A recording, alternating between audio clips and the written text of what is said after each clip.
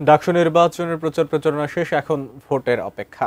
নির্বাচন নির্বিঘ্ন রাখতে এরই মধ্যে প্রায় সব প্রস্তুতি শেষের পথে।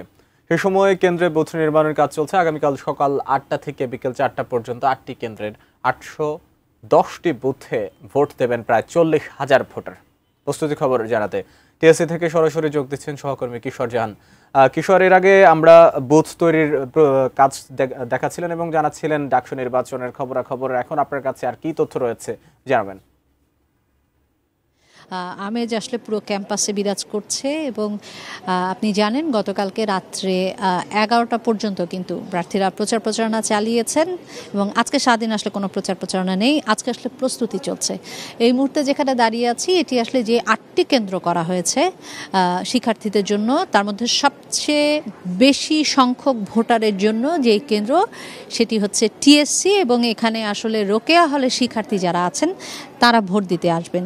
প্রায় 5,500-এর ওপরে শিক্ষার্থী কিন্তু রোকেয়া হলে আছে এবং তাদের জন্য আসলে এই কেন্দ্রটি বরাদ্দ করা হয়েছে। আমাদের এখান থেকে আসলে রিটার্নিং কর্মকর্তা যেটি জানিয়েছেন, এই কেন্দ্রটিতে মূলত 120টি বুথ করা হয়েছে এবং একটু দেখাতেই চাই বুথগুলো যে করা হয়েছে, এই প্রতিটি বুথ আসলে পর্দা দিয়ে আলাদা করা হয়েছে এবং বুথের ভেতরে কিন্তু শিক্ষার্থীরা যেন নির্বিঘ্নে ভোটটা দিতে পারে সেই জন্য একটি টেবিল এবং একটি চেয়ার রাখা হয়েছে। যদিও বা খুবই ছোট, কিন্তু তারপরে আসলে মাহমুদ দেখতেই পাচ্ছেন এই বুথে কিন্তু শিক্ষার্থীরা ঢুকবেন এবং এবার যেহেতু ওএমআর শিটে ওনারা আসলে ওনাদের এই ভোটটি দেবেন, প্রদান করবেন। 6টি ওএমআর শিট ওনাদের হাতে দেওয়া হবে, যার মধ্যে 5টি হচ্ছে কেন্দ্রীয় সংসদের জন্য এবং বাকি একটি হচ্ছে হল সংসদের জন্য। মোট 6টি ওএমআর শিট ওনারা ওনাদের পছন্দের প্রার্থীর নাম সেখান থেকে বাছাই করবেন এবং যেই বক্সটি রাখা হবে সেখানে আসলে ওনারা সেটি রাখবেন। সব মিলিয়ে এখন পর্যন্ত প্রস্তুতির কথা কিন্তু রিটার্নিং কর্মকর্তারা বলছেন কোনো ধরনের ঘাটতি নেই এবং আমরাও আসলে 8টি কেন্দ্রের বেশ কটি কেন্দ্রে ঘুরেছি।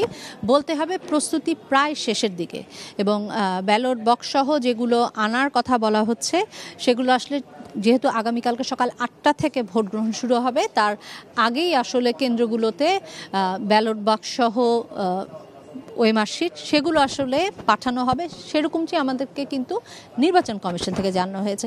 আরেকটু জানিয়ে রাখতে চাই, আজকে রাত্রে 8টার পর থেকে কিন্তু বিধি নিষেধ কড়াকড়ি হয়ে যাবে ক্যাম্পাসে ঢোকার ক্ষেত্রে। রাত 8টার পর থেকে কিন্তু কোনো বহিরাগত ক্যাম্পাসে ঢুকতে পারবে না, এরকম একটি নির্দেশনা প্রশাসন অনেক আগেই জারি করেছিলেন এবং তার তৎপরতাও কিন্তু আসলে সকাল থেকে শুরু হয়েছে।